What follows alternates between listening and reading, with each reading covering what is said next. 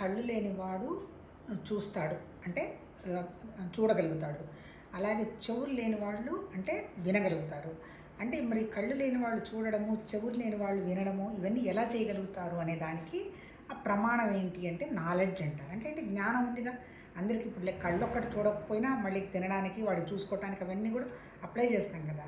తర్వాత ఇప్పుడు ఏంటంటే ఆ ప్రమాణం అనేది అంటే అది ప్రమాణం అంటే ప్రూఫ్. అంటే ఇప్పుడు మనకి ఏ విషయానికైనా ప్రమాణం ఏంటి, ప్రూఫ్ ఏంటి, వేదాలు అంటారు. అంటే సనాతన ధర్మంలో వేదాలు, ఉపనిషత్తులు ఇవన్నీ కూడా ప్రమాణం అంటారు.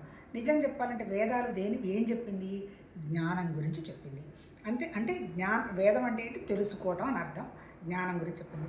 మరి ఏంటి అసలు జ్ఞానం అంటే ఏంటని మళ్ళీ అదే ఉపనిషత్తులు ఏం చెప్పింది, జ్ఞానం అంటే ఏం లేదమ్మా, దాన్నే ఆత్మ అంటారు, పరమాత్మ అంటారు, భగవాన్ అంటారు, ఆ తర్వాత అబ్సల్యూట్ అంటారు, ఇన్ఫినిట్ అంటారు, భూమా అంటారు, మూడు గుణాలు లేనిదంటారు, నిరాకారం అంటారు, నిశ్చలం అంటారు. ఇవన్నీ కూడా రకరకాల పదాలు ఉపయోగించిన ఆ నిజం చెప్పాలంటే ఆత్మ అంటే ఏంటి, మనం తెలుసుకోగలిగినటువంటి జ్ఞానం. అంటే జ్ఞానాన్ని ఆత్మ అంటారు. అంటే ఇది మన గుణాలతో కానీ, మన రూపంతో కానీ, మన రూపాలతో కానీ, తర్వాత మన దగ్గర ఉన్నటువంటి ఇంద్రియాల యొక్క స్పెసిఫికేషన్స్ ఏంటి, శబ్ద స్పర్శ రూప రస గంధ ఇవన్నీ కూడా పంచభూతాలతో తయారైనటువంటి పంచకోశాలు, పంచభూతాలు, ఆ తర్వాత చక్రాలు అంటారు, వాటెవర్ ఇట్ మేబీ. అవన్నీ అల్టిమేట్ ఎంత చెప్పినా ఏంటి, ప్రకృతి అంతా పంచభూతాలు, మనసు, బుద్ధి, అహంకారం, వాటికి సంబంధించే మన దగ్గర ఉన్నటువంటి కళ్ళు, ముక్కు, చెవులు ఇవన్నీ. వీటితోటి మనము భగవతత్వాన్ని చూడలేము అంటారు. ఎందుకు చూడలేము, దానికి నామరూపాలు, గుణాలు ఏం లేవు కదా. మరి దాన్ని నువ్వు గ్రహించవచ్చు అంటారు. ఎలా గ్రహించగలుగుతావు నువ్వు అంటే ఈ పైనటువంటి కనపడుతున్నటువంటి విశేషాలన్నిటినీ పట్టించుకోకుండా ఉండగలిగితే ఉన్నది సర్వసామాన్యంగా ఉన్నది ఆ భగవతత్వ జ్ఞానమేనైనా అనేటువంటి విషయాన్ని గ్రహిస్తావు.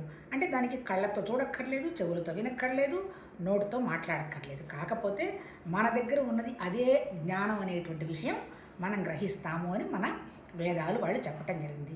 ఆ గ్రహించిన తర్వాత అది అంతమైపోతుంది. అంటే ఏంటి, అప్పుడు మనం ఆ జ్ఞానం గురించి విచారణ చేయాల్సినటువంటి అవసరం కూడా లేదు అంటారు. విచారణ చేసేది ఎవరు, ఏదైనా కనుక్కునేది ఎవరు, తెలుసుకునేది ఎవరు, జస్ట్ మన మనసే. అంటే ఇప్పుడు ఏంది మన ఋషులు చెప్పదలుచుకున్నది, నీ మనసుని సమత్వ స్థితికి తీసుకొని వచ్చి భౌతికంగా కనపడుతున్న ప్రతిదీ విశేషమే, 99 విశేషాలే.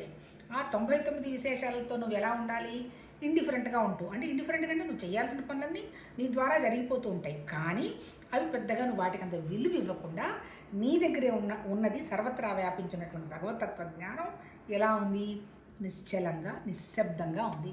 నువ్వు కూడా ఆ నిశ్శబ్దమైనటువంటి స్థితిని అబ్జర్వ్ చేస్తూ భౌతికంగా ఉన్నటువంటి విషయాన్ని పనిచేసుకుంటూ పోమా. ఆ నిశ్శబ్ద